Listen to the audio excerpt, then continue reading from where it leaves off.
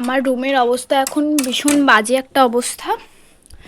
কালকে আমার শ্যুট ছিল, যার জন্য আমি যেমন তেমন করে জামাটা খুলে কালকের মধ্যেই ভিডিওগুলো আমার আপলোড করা ছিল, তো যেমন তেমন করে সব কিছু খুলে ছড়িয়ে ছিটিয়ে আমি জাস্ট এডিট করতে বসেছি, আর এডিটটা কমপ্লিট করে আপলোড করেছি। আর তারপরে মেলা দেখতে গিয়েছিলাম, আমাদের এখানে মেলা হচ্ছে জগদ্ধাত্রী পুজোর, তো মেলা দেখতে গিয়েছিলাম। তারপরে সকালবেলায় এই যে আজকে যাচ্ছি একটা নিমন্ত্রণ বাড়িতে, তো তাই ভাবলাম তোমাদের সাথে ভিডিওটা করা যাক, যেহেতু যাচ্ছি তো একটা আমার কন্টেন্ট হয়ে গেল।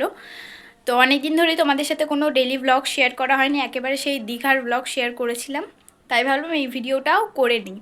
তো এখন আমি হব রেডি, তো চলো দেখা যাক কোন ড্রেসটা পরা যায়। মা আমাকে বললো এইটা পরতে, তো একদম সিম্পলের মধ্যে আছে, তাই ভাবছি আমি এটাই পরবো। লেগিংসটা বের করে নিই।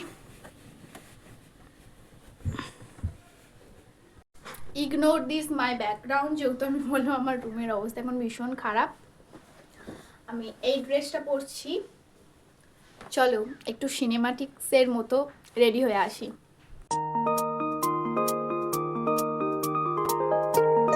তো এরপর তো তোমরা দেখতেই পেলে যে কিভাবে আমি রেডি হয়ে নিলাম, আর তারপরে অনেকটা লেট হয়ে যাচ্ছিল, তাই আমি আর ভিডিও করিনি মেকআপের, একদম সিম্পল ভাবে রেডি হয়েছিলাম। এন্ড তারপরে আমরা কিন্তু নিমন্ত্রণ বাড়িতে চলেও এসেছি। তারপরে এখানে এসে আমাদেরকে ফ্রুটি দিয়েছিল, যেটা আমি ভিডিও করতে ভুলে গিয়েছিলাম, আর এখানে সবাই গল্প করছিল, তাই আমি একটু ভিডিও করে নিলাম।